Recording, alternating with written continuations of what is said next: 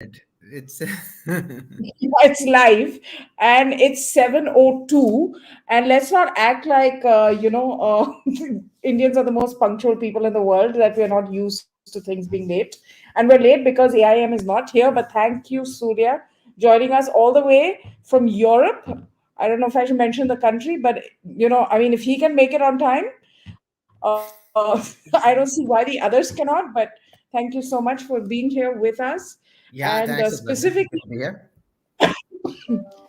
Surya, sitting here in India, one has been watching what's happening in Europe with these riots kind of breaking out in different parts of the Hmm. continent.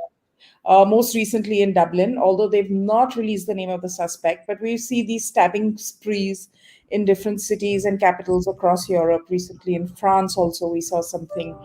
Um, then you have the latest results where in the Netherlands, a far right candidate who has been on the fringe for most of his political career has Hmm. now, kind of rocketed into victory.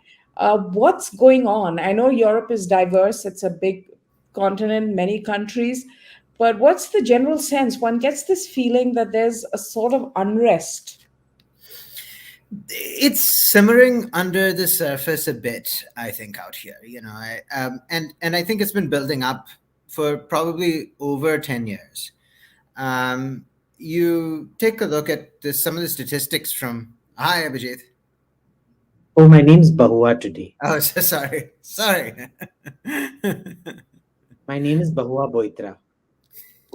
We're discussing Europe right now. Hmm. Yeah, So I yeah, go to Europe for trips very often, so I'm in a particularly good place to discuss Europe. well, it's. I would say that in general, people have been a bit concerned about what immigration really means for their society. They've been seeing things change, especially since ISIS and the movement of people from Syria, Iraq, and then with that, actually, people from North Africa, Afghanistan, Pakistan, many other places as well, kind of moving into Europe. Um, in that period between 2013, 14, 15, 16, up to 17, I think. Then there was a bit of a break around COVID time, but then now you see like another movement of people. It started again with U.S. withdrawal from Afghanistan, and then you saw more people come in. But there's also been like a big migration crisis from Africa, North Africa, and even sub-Saharan Africa. And I think that in many ways it's been kind of egged on by international actors who have presence in Africa. And this migration pressure ends up, having an impact in Europe in terms of how the society functions. The ghettos form. The governments are not able to provide the sort of social security that they would usually hope they would to people, to make sure that people live, reasonably equitable lives compared to everyone else. Doesn't really happen. They ghettoize, and there's criminality. The number of jobs are not are not enough. So you also on top have an economic problem. You have an inflation problem that really got kicked off in, I would say, after the Ukraine war, or it started before the war in Ukraine and then has persisted, which has resulted in deindustrialization, which has also reduced the number of industrial jobs that are available. Now, Mhm. you see when the number of jobs reduce and you have more migrants and they find fewer opportunities, the governments also get less tax revenue from when the countries deindustrialize. So they have less money to go out and spend on social security for people, or even if they do, then it's just weighing down on the economy. So you see the economic performance of countries like Germany or Netherlands or any of them, most of the continental European countries, is very poor. And this is economic stagnation, social tensions, kind of hap- growing at the same time, coming out of many different issues. One of them being the migrant issue, and the criminality that comes in with that as well to some extent. Mm. Mm. Abhijit, you wanted to come in? Sure, if you tell me what the question was, because I joined a bit late. We're basically discussing, what's going on in Europe. Recently, we had these riots in Dublin. Ireland, Then, yeah. we've seen riots in other parts of the continent as well. We've seen someone who you admire, the far right leader in the Netherlands. I don't know how to Geert Wilders. Wilders. Yeah, Geert, yeah. Geert, Geert Wilders. Heerswilders sort of move out from the political periphery into the mainstream in quite a spectacular way. So we're Mhm. just trying to figure out what's happening, and that's what I was asking Surya, because he lives there, so he has a good sense of So, what's going on. this is one of those things where trying to fix one problem, you create a whole load of other problems, because Europe had a very serious see, they're all kind of social democracies in that they have very good social security systems and things like that. And the problem with that is when you have to maintain it, this is one of the problems of socializing healthcare and socializing aged care and socializing retirement plans and things like that, is that you create an inverse dependency pyramid where two parents then have to depend on one guy working to support them in retirement. Now, to solve that, Europe thought the best way of solving it, because every European country has a fertility rate that's less than the required replacement ratio. The replacement ratio is 2.1. Your TFR should be 2.1, right? They don't. They've all got less than one. I think they've all got decimal point TFR rates, if I'm not mistaken. So what ends up, some of them are actually negative. Surya, you're muted. Surya, you're muted. Surya, you're muted. Yeah. Yeah, Abhijit, I was just about to say that it's around one or less than one for Yeah. the local population, right? The migrant Yeah. population is The like migrant, two, three. insane. Yeah, Yeah. yeah, yeah. It's So then insane. you end up with an So average of 1.3, 1.4. exactly. So what ends up happening is they needed this migration population. Now their memory of all of this goes back to when Germany in the 50s, after the miracle on the Ruhr, as it was called, started importing what it called Gastarbeit, which is guest workers from Turkey. Now these first generation of Turkish guest workers were very, very good. They were quiet, they were not political, because Turkey was extremely repressive at home. They were very grateful for coming to a country like this and things like that, which the second generation born to this first generation are not, incidentally. They sort of identify with this, homeland that they left behind, and whatever. They tend to be very Erdoganish, to the extent that Erdogan has come and campaigned in Germany quite often for his re-election and things like that. This is problem number one. So immigration started off with a very clear thing that you can replace you can supplement the falling population rates. The problem then is it is not skilled migration, like, for example, Australia does. Australia has very strict standards, which is why they're called Nazis and fascists and God knows what not by immigration lawyers, because they're like, look, here are all the skills we're short on. Here's what you need to this is the point system under which you come here, etc., etc. And then they've got the Pacific solution, where they kick people who come there illegally out to other countries. So what ends up happening is Europe did not do that. The third problem is that they got the worst kind of people, which is overwhelmingly young male migrants. Now, when you have young male migrants, it is a highly crime prone population if they do not get suitable jobs. They also come from, there is the issue of social compatibility, because they come from countries with social breakdown happening. And when social breakdown happens, you tend to be extremely violent. All your filters on controlling yourself, etc., come down. Number one. Number two, they come from highly repressed countries, which means the feeling that you are no longer repressed, it's like taking a repressed child, going for holidays to the aunt's house, and the aunt takes him to Hamleys or I know Toys R Us and say, "Beta, tere ko jo kharidna hai kharid le," and the kid goes absolutely berserk. Okay. Fourth, they come from gender segregated countries, so there is no knowledge of gender relations. If a woman is out there in a skirt and comes up and talks to you, she's basically saying, "Come sleep with me." This is what happens in gender segregated countries. You'll see this in all gender segregated societies. The ability to interact with a woman normally is significantly lower. So you have all these social problems that get imported, added to what Surya was talking about, which is the complete deindustrialization, the movement to services and things like that. And see, this new population, they can't fit in. What happens is European production is at a much higher value added level. So the kind of training and shit you require to get to that level of factory floor worker force is insane.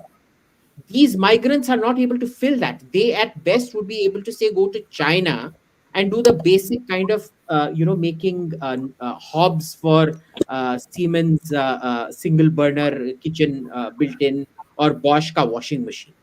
To do precision chip things for Mercedes and things, they are not able to do. So there is also a mismatch in the skills being imported. You are importing labor, but is that labor even trained up to your standards? No. Right. So there's huge issues happening. This is one side of things. Then you look at France, there is another side of things, which is, this whole North African population that has moved out there, who basically, in spite of their training, have huge social issues of being left out. It's not that there aren't jobs, it's that this particular section of society grows up in ghettos called banlieues outside of Paris, or well, in Paris, but overwhelmingly, and this is, I want to repeat, correlation does not equal causation. Most of those banlieues are built by that idiot Corbusier and his students, and you generally see a huge overlap between Corbusier buildings and where insurgencies break out. For example, a certain major capital city in India, which I will not name. So, Corbusier builds these ugly gray buildings. Anybody who lives there feels depressed. There's lower healthcare, there is lower everything in those areas. They are chock a block full of organized crime. If you grow up, to prove your manhood, to prove your social acceptance, you have to join one of these gangs. It's almost like a micro dynamic of black life in the Americas being Like superimposed. projects. Yeah. So, every place has a completely different dynamic. Belgium, for example, has a totally different dynamic. Okay, so Belgium, what happens is Belgium and Italy are two different cases. So, Italy, what happened was it was still unification. The south was the rich part. The kingdom of the two Sicilies was the rich part, and it was the north that was the poor part that had been devastated by the Napoleonic Wars and the First World War and all of that. First of all, came after unification, but all the wars happened in the north. All the Austrian invasions happened in the north. So what happens is it is the southern agricultural surpluses that get transferred to the north, which then spurts their industrialization. The south remains rural and agrarian, and that is where crime takes hold. Now, Mussolini actually gets rid of organized crime. Guess who brings back the mafia? The Americans, because it was the mafia that helped the Allied landings in Italy. So it is actually America that brings back the mafia. Mussolini wiped out the mafia. Even the worst Italian leftists will credit Mussolini for wiping out the mafia and blame America for bringing back the mafia. Okay? And based on that, because there is a certain segregation of work, you see a lot of Khalistanis go there. Well, Punjabis go there who get Khalistanized because of certain other things. I mean, we've spoken about this dynamic in Canada and UK, how the Khalistan dynamic externally works. Who land up there, who have now taken over the mozzarella business, they've taken over the parmesan business. There's a high chance that every mozzarella and parmesan you eat is actually made by Punjabis living in, owned and made by Punjabis living out there. It's a major source. Labor, cheap labor for tomato farming, onion farming, because Italians get paid a lot, is actually Punjabis and other people. They get paid lower than the government mandate, and the rest is used for money laundering. Okay. And this is where Pakistanis went in. And in fact, the 26/11 terror funding was done from Italy. My friend Francesca Marino did the whole thing, but in India, nobody reads Italian, so it was done from there. Okay. And this is more social fiction because some people are compatible, some people are not. There's a lot of migrants coming there who Europe wants to keep out there, which is a problem. Belgium had a very similar problem, which is the south, the French speaking part, Wallonia, was the old industry. It was where the coal and steel and Arcelor and everything were. The north had nothing. So the north, the Flemish, they used to go work in Wallonia. They were the poor part. And thankfully, because the south industrialized, they had enough money, and they, what's it called? Leap step. nahi, kya? Uh, what's it called when you step one level, Surya? What's it called when you Social skip one mobility. when you skip one level of development and move to the next? uh, Leapfrog. Leapfrogging, yeah. leapfrogging. They leapfrog into the service economy, and so the north, the Dutch speaking north, is the rich one now. And because all the steel and coal is shutting down, Wallonia has become dirt poor, and the north now wants separation. Now, Hmm. in this, you then import a whole bunch because you feel that there's a shortage of jobs. You import a whole bunch of people who are not socially suited to the situation. It's inflaming a whole load of situations. Every country in Europe, it's a different social situation which has been severely aggravated by immigration simply because there was no match between the kind of immigration wanted. You can't have a EU wide immigration policy. It is stupid. Each country has a different economic character which needs a different economic immigration policy. They didn't do that. See, this is where you say that it is federalism that is required and not this EU super state that is dictating everything based on what everybody needs, and then nobody gets served in the end. Crime is now rampant across the board. In fact, I just wanted to add one quick point to what you're saying, Abhijit, because I'd written this thread in about 1 year ago, and there was an article from in Bloomberg that talked about an acute shortage of workers is compounding problems for German manufacturing already struggling to stay competitive. And if you see that they have around 500,000, uh, it's an annual worker shortage of around 500,000 by the end of this decade. Right now, it's around, they said, around 280,000. So, no, 360,000. So it's going to get worse. And that's when you've already brought in so many migrants. It means that basically you have done, it's actually weighing down on the system rather than benefiting it. You've not been able to scale these people up. They have not been able to fit in into any industry. And this report came out before this. We saw more deindustrialization.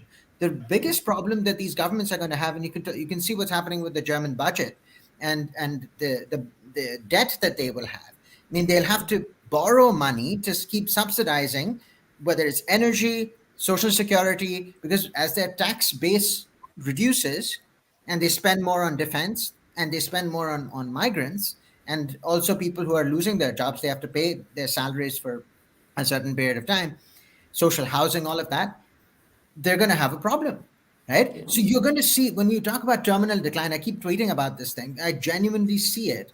In Switzerland, for example, you don't see it. In some countries, Liechtenstein, or some of these other some Scandinavian countries, you may not notice these things that much. But in some places, and large countries which actually had an industrial base, those and that need a diversified economy to keep themselves running, when they have these sort of social problems and economic problems, it starts metastasizing into something else, into political change, right? And that's kind of what we're seeing now. Surya, sitting there, I mean, what is the lens in India? Like, what is going? What do you think is happening here? Because this sounds very different from what we are experiencing here. When you say terminal decline No, it's for it's a such very large. different mindset. You see, I think this is one of the issues that the Europe is naturally turning more right, because frankly, if it doesn't turn right, it will end up in something much more dangerous. Of course. If it doesn't turn right through a democratic means now, it will end up in something which is far worse, right? And this is actually a better movement. I mean, I'm as somebody who's not white and living in this place, there will be a fallout, right, affecting pretty much everybody in some shape or form. But I still believe, just based on my political beliefs and what I see in terms of long-term economic development for this place, I still think it's better that they manage their immigration in a better way. So whatever kind of gets you there. Now, I think that given the fact that you have a lot of Indians who have moved to Europe, um, I think it's important that there is some sort of sensitization that Indian government actually kind of embarks on, to kind of help people out here understand the difference between different groups. Now, some of it is just kind of organic, right? They already know that they have certain impressions about Indians, but whatever, right? But um, they're very concerned about migrants from other parts of the world, but they can't necessarily differentiate all the time. But Yeah. Yeah. and, Brown um, is brown, I guess. Yeah. yeah, but I still think that this is the best solution for them at the moment to kind of move right, see what they can try and fix. But genuinely, I mean, if you look at the Pew survey that came out in 2017, there's a study that came out in 2017, and I think obviously things have changed a lot. um, the demographics are going to alter so drastically by 2050. You're going to see in some countries like the UK, France, even Sweden, it's going to be like 70%, or rather 30%, for example, belonging to certain faiths, right? 30%, right? That's non Christian faiths. You're going to see the same thing plus more, right? And you'll see at around 20% in some other countries. So this is going to have a direct impact on how the society functions, and how that'll have an impact is you'll see the older population will be mostly Caucasian, and the younger population, especially in urban areas, will be immigrant, or there will be children of immigrants. They'll be the ones who actually will come out, and they're the ones who are delivering services and goods to the rest of the population, which is a bit older. The older population can come out and vote for the a right leaning party, or a party that deals with immigration a bit better, but the Trojan horse is already in, and Right. it'll grow, right? And the population is going to keep growing, and there's no way that they can really stop a significant demographic change. Mm. So the next problem that will come is if these more right-leaning governments, are not able to solve the problem, what next? I mean, we're now in the first stage, which is transition to a more right-leaning government. We have to see what kind of policies they implement, and and are those policies really going to change anything on the ground? You see what has happened in Italy. They tried to give North African countries money to prevent people from crossing over and coming into Italy. That has not really succeeded much. I mean, they'll take the money, they'll Mm. try and help a bit, set up a few camps and try and do a few things to help prevent the flow. But then where is their incentive, right? I mean, they have no incentive to really just stop it, because then they won't get more money. So Mm. you can just keep Yeah. extracting money from Europe and just allow people to flow through. So I mean, it's a very difficult situation these guys are in. So whatever Mm. policy they implement, it's not going to stop, right? Right. So, Professor, please come in. I mean, is it a problem of assimilation, or is it a problem of racism on a sociological level when it comes to what's happening in Europe? And of course, Look, the economic part of it, which is your area.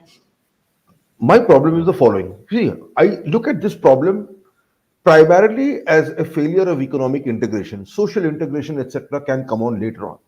You have to ask ourselves certain questions. Number one, why doesn't the United States face this kind of a problem to that extent as Europe is facing? Number one. Number two, how is it communities from India, communities from Iran are able to integrate or at least do far better than these communities which are apparently troublemaking? Now, look, one of the things is the following. If you look at the Iranians, if you look at Indians, they come from a particular class, but even if they come from a poor class, the ability or the willingness or the desire to improve oneself, to ensure that, look, if I belong to a particular strata, my child will be given education and he'll basically go along and he'll go up, is extremely strong in these two communities. Number two, if you look at Europe, Europe for a long time has been, what is called sclerotic. It hasn't been as mobile as the United States has been. So if you come from a particular social background, for a long time, a movement upwards has been difficult. Not because opportunities do not exist. It is also because the European major economies for a long time were not evolving, be it France, be it Germany, be it Italy. For the long time, from the 70s all the way till 2010, the ease of doing business in these particular economies was very, very low. People don't realize how low it was, especially if you wanted to come into new business. The Americans reinvented themselves. But in these particular countries, if you were not part of the employed generation, For you to make an entry to open a business for yourselves was extremely difficult. Job creation in these economies remained very, very low. Job creation was to be had only in the new industries. Indians, Iranians, etc., were very much able and ready to take up these opportunities. The North Africans, unfortunately, were not. So, to a great extent, the lack of economic mobility, lack of economic freedom also contributed to this, marginalization of these particular communities. You see two things. The second generation of these particular communities who came in a sense, remain excluded. The newcomers from these communities also remain excluded. That is remarkable. The Indians in the United Kingdom, the Indians in the United States, the Iranians in Europe, Iranians in the United States are extremely integrated.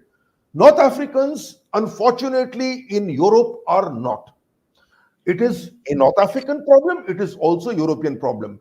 Now, political correctness. This sclerosis is because of European political correctness. And some of it is manifest in the judgments that you read. So you have a Swedish judge practically acquitting a particular person of rape of a child, of a minor, saying it's in his culture. Okay. Funny thing, you read the newspapers, you read BBC accounts of the riots that took place in Ireland, you won't be able to make out what actually happened. Somebody stabbed somebody, and as a result of which somebody got angry. You know who got angry and who attacked, because they are named. Conor McGregor is named. But the perpetrators, in a sense, are not named. Their communities are not named. So this is something that Europe, political And the correctness. Prime Minister is blaming far right elements for the riots and the rage. This, see, what has happened is the following. For a long time, you try to blame the far right. After some time, a generation cannot take it any longer, and the far right becomes more and more popular. Then you try to exclude them from power. So you have the conventional right-wing parties and the left-wing parties coming together to exclude the others. The opposition space, surely but slowly is ceded to them, and then one day they come to power on their own. Or even if they don't come to power on their own, they have got so much votes that it becomes practically impossible to ignore them. Yeah. Will this solve the problem? You see, these people may be to the far right when it comes to immigration issues. I am not too sure they're particularly reformist when it comes to economics. If you do not, if in a sense, look, there are certain European economies which have reformed themselves. The Swedes, the Finns, etc., they used to be practically, Marxist-Leninist states in a great, when it comes to curbing big business. No longer so. Unless Europe reforms itself, becomes economically more mobile, unless Europe ends the system of incentives whereby if you don't get a job, you can still survive, you can feel sorry for yourself for not having a job, but living on government subsidies and doles, you will get the kind of nonsense that you are seeing, because there is no consequence to bad behavior. There is no consequence to not trying to enter the market for jobs. There is no consequence for bad behavior for raping minors. There is no consequence for creating a kind of politics and a kind of language that is threatening to democracy, because you are protected politically by the politically correct. That is not possible in the United States. In the United States, there are consequences for violent acts. No, but Professor, recently on TikTok, we saw those videos of this whole generation, which is the Yes. post 9/11 generation, Now which is the using United States, justifying is paying the price for introducing a woke culture in its colleges. And this price will be a terrible price to pay. It will be a terrible price to pay. Just imagine, 2 decades after 9/11, people who should have been more aware of the dangers these politics bring in have not just become oblivious to it, they have become supportive of it. How does it happen? Because you have a whole generation of supposed intellectuals, for intellectuals, who have been, who have perversely perverted this entire pedagogy and created generations of idiots. And look, I don't know whether Abhijit commented on it. A question was asked by an anchor of an Israeli that you are releasing so many Palestinians for one Israeli. Isn't it a fantastic example of the inequality that you treat the Palestinians with? I mean, that kind of a question. Are you an idiot? And the answer is yes. But Yes. how is it that you are an idiot and you get that job? Shouldn't her bosses be throwing her out? Unfortunately, either their bosses are also idiots, which is extremely likely, but or also a particular agenda is being pushed. That is also likely. It is possible that both are likely. It is possible, but both are likely. But look, strings are also being pulled. There are puppet masters. How long will you not call them out? That is the question. There was a time when these puppet masters and this particular milieu supported the deep state in the Western countries. Slowly but surely, now they have to be called out. If you don't call them out, you get inchoate popular signals that you are getting in Europe right now. Okay, they are not coherent yet. Hmm. And that's a problem. When you are angry but you are incoherent, you implement policies which fail and you go back to square one. I'm afraid in many of the European countries, that is precisely what is going to happen. There is an economic issue that has to be tackled. There is a social welfare state that you have to look at very, very carefully. Tough love. If you don't do that, this problem will fester and become far worse. And farmers, meaning who was it who talked about rivers of blood? Enoch Powell. Yeah. This will become mainstream in Europe. Enoch Powell paid the consequences of it. Of course, Enoch Powell unfortunately was referring to immigrants who actually immigrated pretty well. But this will be with respect to immigrants who are not integrating. And to a great extent, the major part of the blame lies with the European states. I think Surya wants to say something before we move on to the next topic. No? Actually, there is only one point which I'd like to make here. You said that it's about integration. Integration, I completely understand, should have happened before. They should have found a way to integrate people in a smart way into different cities and into a more into neighborhoods in a way which would probably make society more people be more congenial with one another. That would have actually created better learning outcomes for children of immigrants and ultimately changed the nature of the workforce.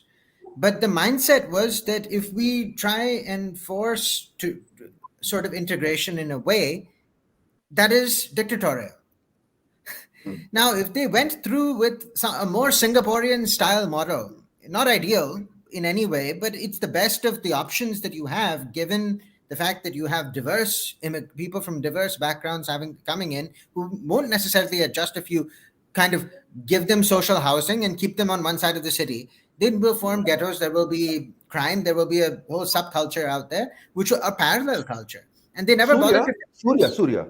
There have been ghettos in the United States as well. There were Italian neighborhoods, Yeah. there were Irish neighborhoods, etc. Okay, you can call that ghettoization, yes. But the question is, there has to be a consequence to bad behavior.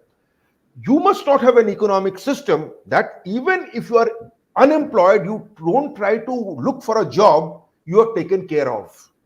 You see? But that won't change. If you see, Professor, the problem is that you have an older population that is going to be voting for the right-leaning parties. Your younger population is a mix of your local people as well as your immigrants. And many of them are voting left. Now, those people who are unemployed, those guys are the There'll be the younger people who are not able to find jobs, not capable of finding jobs. And your older people are going to retire. They don't, or they have retired. They don't want their social benefits cut. So no actor here wants social security removed. They will continue to allow, so no government naturally, as a consequence, will allow social security to kind of get No, eroded unless they're forced to, I'm not talking from about a budget, from blanket cut in budget. social securities. I'm not talking about a blanket cut in social security. Certainly look for the retired people.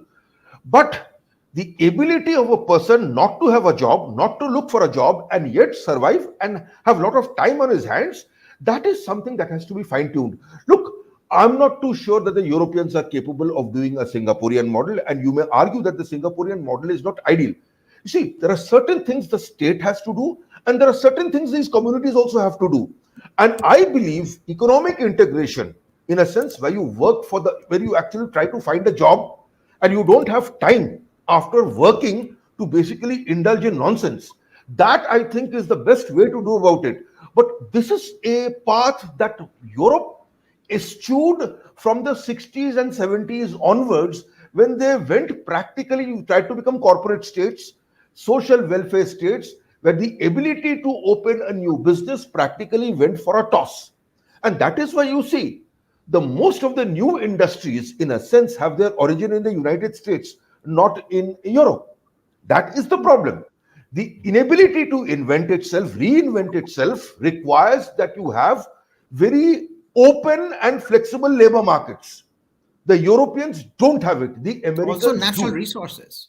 Natural Natural resources they don't resources, have. The US is very wealthy and they're rich in natural resources, so they can keep their economic engine going without worrying about. Europe was okay with Russian gas, but yeah. once Russian gas is gone, what do they do? No, but it is at the end of the day the system that the Europeans have brought upon themselves that is to be blamed, and I believe they are themselves to blame, and it is a problem that the Europeans have to solve themselves. But yes, I think immigration from India can play a role.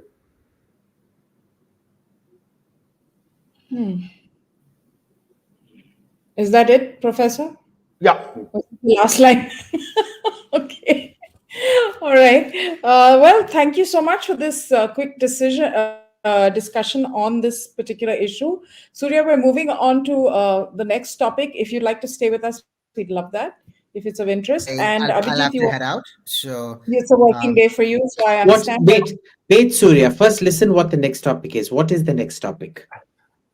you said you wanted to discuss something because you have some exposés to make. yes. So I I said, don't okay, as see. long as it does not I involve derobing, I'm fine with all exposés that you have to see. make. I am a humble Disrobing, vessel not for. derobing. What's wrong with me? Disrobing. I am a humble vessel for the fulminations and deliberations of my vastly intellectual and financial superiors. You see, they have found it uh, in themselves to trust me with certain information to strategically put out as and when required. Yeah. Yeah, and this is the kind of audience you attract to this channel, which is frankly, you better Vivash, you better like this stream, okay? Not just these comments. Yes, I'm I think one of so. the listeners as well, but I'm going to go into listening mode right now. Okay. Okay. Okay. Okay. Guys, see ya. Yeah, See you again soon, I hope. Bye. Okay, bye. absolutely. Bye. Good. Go ahead. What? AM, come on, let's do it. You yesterday. This is we're back to the cash for queries scandal that has been rocking Parliament and Indian politics for quite some time now. You tweeted the other day, I think it was yesterday, wherein Mhm. you produced some what MEI basically data call data records, I guess, or login Mhm. records that Mhm. showed that Miss Moitra's access to to the portal, the Sansad portal, it had been accessed from multiple locations, not just Dubai, as we've been hearing, but also from New Jersey and one other country as well as Dubai. And at that time, she was allegedly in Kolkata. Mhm. So, what does this mean exactly now? What What does it mean? That, I mean, we already know that people had access to her portal, her Sunset portal ID, but that was outside of her team of interns or whoever usually does this sort of work for a member of parliament. So, what does this new information mean? I have no idea. And I have no idea what you're tweeting about. I have no idea what I have tweeted. What Except, nonsense? that this government is carrying out a fascist campaign of intimidation against a pro people, anti fascist MP, a very courageous MP who's standing up against the 7 or 8 signs of impending Nazism that this country faces.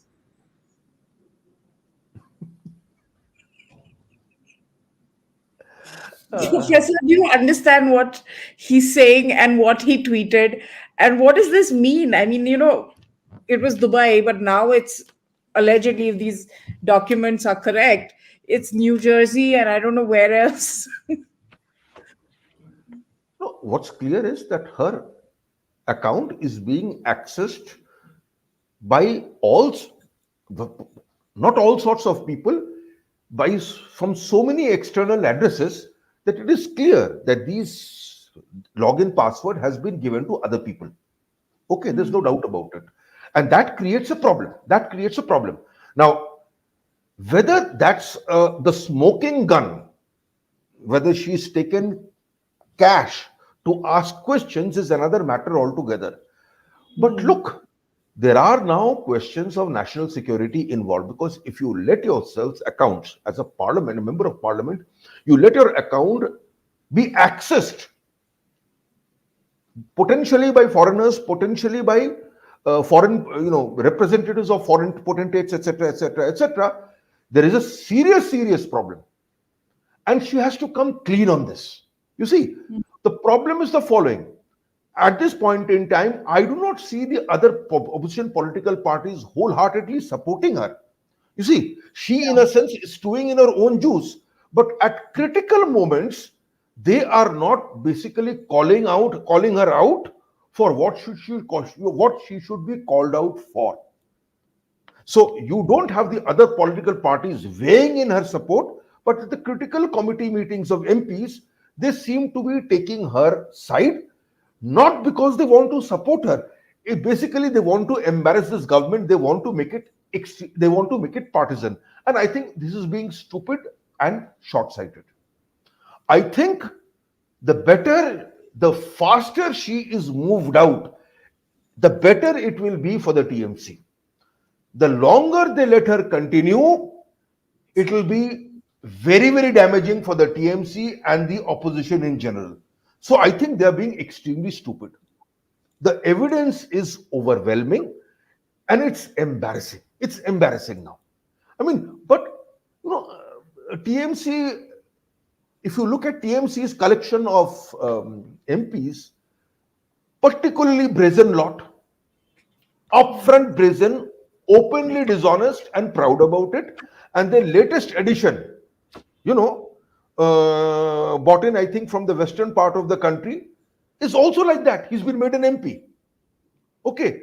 So this is brazen, shameless politics is what the TMC is all about. And in this matter, that particular brazen character has also been made a Rajya Sabha MP. Okay. So this is TMC politics. And we're living with the consequences of that. Right, but you make an important. On one level, you're also saying that there hasn't been that level of support from the TMC as one would expect for a member of Yes. parliament, and that is something that I've been observing also. They have not really come out and supported her, and they are in a tight place, frankly. But on the other hand, then her main target has always been Adani, but then you have TMC tying up with Adani at in the same span. Yeah. So I mean, there are messages within messages here, right? Look, the Pishi does not quite like her. That's one. Okay. Now, who is she acting for? Sometimes one the Banshee, whose Of name course. our great friend has taken on. Sometimes it appears to me that the lady is actually working for the Congress, not so much the TMC.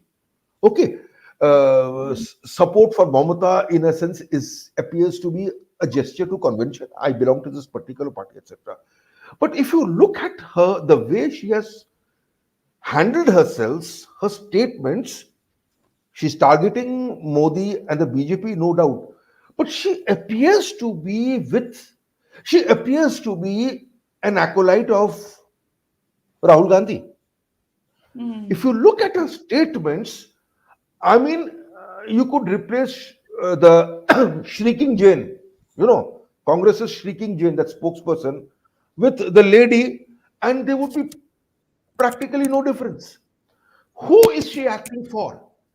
She is acting on behalf of the Congress more than she's acting on behalf of the Trinamool. Yes. If there is an upside, the Congress will get it. If there is a downside, the Trinamool will get it. So this asymmetry in benefits and costs is something that I've observed with respect to this particular lady, extremely intriguing. It appears to me that she's basically acting on behalf of the Congress more than the Trinamool, and there's Is not that much why the you Trinamool think can do that, about it. Abhijit, is that why you think there hasn't been that kind of level of support from the TMC for her, as Mamta has shown for other members of her party who have found themselves in similar situations? See, I think, uh, Honorable Sushri Mahua Moitra ji is the most courageous and revolutionary leader that Asia has seen after, Ho Chi Minh and Mao Zedong. Yeah. I think she has courage. She's the only person with the courage to take on the current fascistic dispensation that is trying to terrorize us into submission. And I think, Mamta Banerjee has also been terrorized into submission. She was brave enough to talk to liberal leaders like the CPIM. Jyoti Babu and Buddhadev Bhattacharya were highly liberal leaders who loved free speech. Modi is not. So, she has also found the limits. She can go up against Buddhadev Bhattacharya, but she dare not go up against Modi. And only Mahua Moitra has the courage to do this. And I don't think the Congress has the courage to do this either, because if you look at the kind of support the TMC has not given Mahua, remember when there was a policeman who wasn't even a member of the party who was being arrested. Mamta came out on the streets and did a blockade and a dharna and all to protect that policeman from. He wasn't even being Right. arrested; he was being Yeah. taken away from questioning. She did all of that. Where is that for Mahua? Where is the Congress? The Congress has said even less than the TMC on this. And in fact, what has happened is for most of this, Rahul Gandhi was in Uzbekistan. And also, what has happened is the only support we've seen from the Congress is the one or two tweets by somebody else being retweeted by Jairam Ramesh and nothing else. So if she is playing to a Congress, she's a courageous woman. She's like the Joan of Arc. When Joan of Arc went up against the British, even the King of France was too scared to stand by her conviction, by her purity, by her chastity, by her, her courageous battle against the forces of evil. And so, she is the true disciple of Rabindranath Thakur saying, "Jodi tomar songe keo na chale, akla chalo re." যদি তোর ডাক শুনে কেউ না Mahua, আসে but তাহলে don't you think you're a little biased? No, I think Mahua Moitra is the future prime minister of this country. Let's face it, the public support for her and the ground mobilization that I see in her favor is enormous. I think this is a revolutionary inflection point in the history of Indian democracy, where there is a huge amount of why is this man trying to distract me? He's clearly a foreign agent who's been sent He's a here trying to misogynist. distract That's me. why. Yeah, he's a misogynist. He's clearly a misogynist.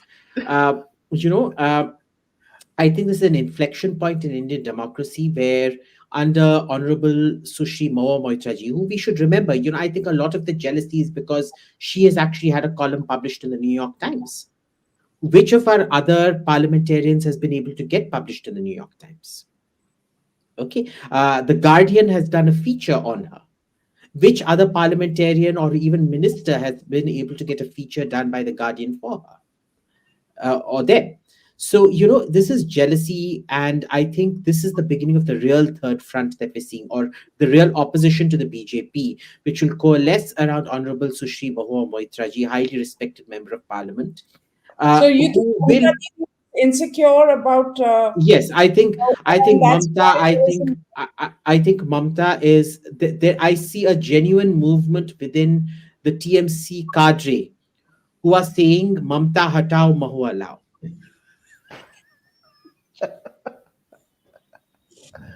Uh, Look, Mamta is being clever on this. She's essentially letting Moho Moitro stew in her own juice. It is true that the party, as a gesture to convention, is supporting her. Don't expect the party to come out in the streets if the ultimate decision is taken to remove her from parliament. And because, given the gap between today and the coming assembly, the Lok Sabha elections, clearly there will be no by elections to her seat. There And won't I be. don't think that really matters. I mean, if they remove her now in December, it doesn't matter. It's a matter of a couple of months. It's It's a not going matter to of a really couple of make a months. difference to her. I So, mean, in yeah. terms of her politics. So if you look at, she has been on a number of occasions, she has been chided by Mamatas, a public scolding, so to speak. It didn't matter to her. Now the fact is, Mamta is not saying much. Mamta is basically, I think, enjoying this particular show, not this show, that particular show, where she is being stewed.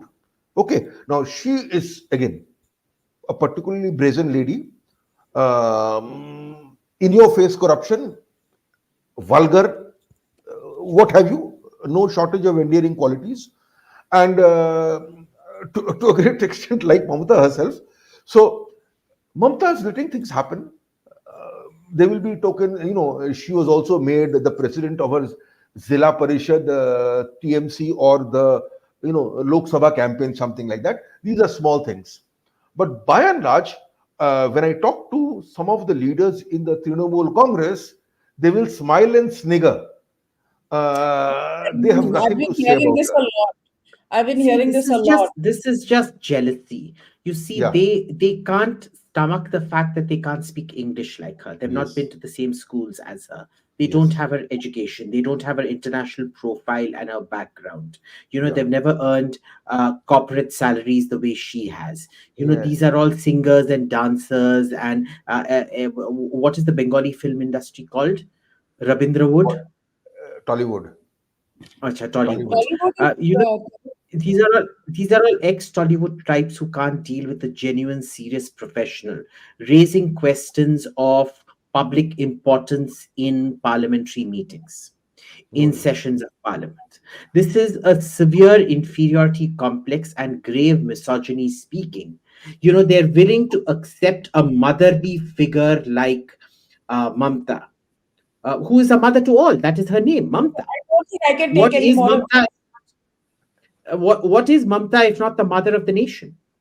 I don't Uh, know. I mean, the only thing I have to offer on this is that if it had been a man who had done these things, would we have seen more support for him as opposed to of course, what's happening with Mahua? of So course. there This is an is this element of is that, right? systemic misogyny. There is absolutely an element of misogyny in this. कि औरत कैसे ले सकती है? Aurats are meant to be pure and pious, and men's are not meant to be pure and pious. Men's okay. On You know, that men's note, uh, Okay. If okay. that, I have to run. I have to run.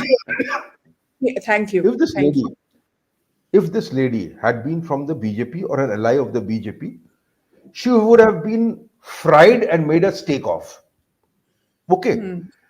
But the perverse nature of our politics and the perverse nature of our intellectual class is such that you have people actually writing designer pieces from her, from where her present state can be resurrected. She can be resurrected. Oh, really? You look at the, yeah, if you look at the pieces, it describes her in full detail, her courage, etc. No one, not one of these, if you look at these wire pieces, not one of them actually asks, what are others, Hmm. not in India, business groups doing with her login password details? That is the Yeah. question that you have to ask. Hmm. And the question is the following. When she was asked by the parliamentary panel, she lost no time into making it about her personal life. She was asking who I was she with, etc., etc. Unfortunately, it did not send the Jamuna or the Hooghly on fire. Look, even in West Bengal, people know what this is all about. Even in West Bengal, with a friendly press, she has not been able to win any kind of public sympathy. Goes on as usual. I think Mamata is waiting for the Lok Sabha elections. Tickets will be given. It is Professor, likely that she will not get tickets. just to go back a little in history, in 2011, when the cash for query situation happened, Hmm. what was the consequences faced by those MPs who were accused? They were expelled from parliament, They were but expelled one from has parliament. not seen them coming back into public life, or some of them have come back, but not into parliament as yet. Hmm. Look, uh, true, they did not come back to, but those were different times. Those were different times. Uh, the party in power, in a sense, was not as powerful as the present dispensation is. The opposition was also not as powerful. The opposition was also not the kind of a destructive mode or the one-sided mode that the present opposition is. You see, if you look at the present opposition today, uh, I imagine it's always been so. Our oppositions have always been tyranny's opposition. No constructive opposition. You know, oppose everything, propose nothing, turn out the government. There was a brief period of time, I think, from say 96 all the way till 2004, etc., etc., where there was some sort of a bonhomie between all the parties. It was possibly because the BJP was strong and the opposition was also strong. Once the BJP lost its way after 2004 all the way to 2014, that integration or that bonhomie seemed to be lost.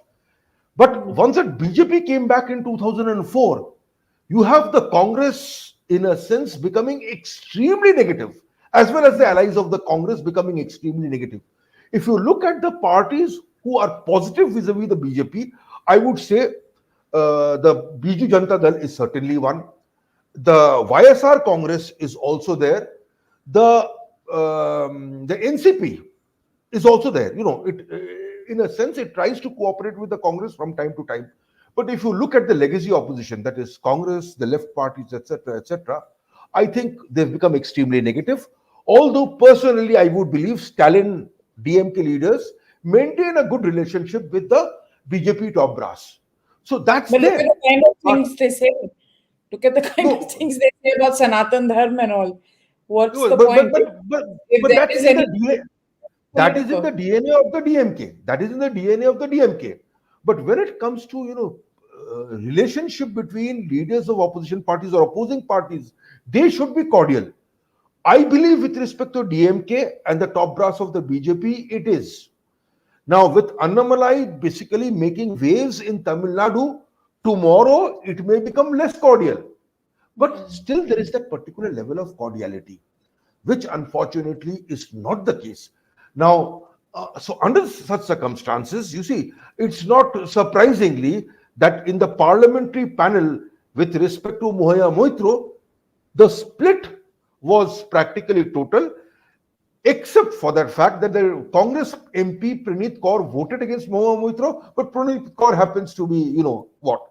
Uh, a dissident MP within the Congress. But the fact remains, you don't, with respect to Mahua Moitra, you don't see the opposition raising the kind of furor that Yeah, you would expect they're to not. see. I think they did more for Sanjay Raut, frankly, than they've Yeah, done for Mahua Moitra and many yeah, others. And absolutely. really, on that note, Professor, let's wrap this up. Sure.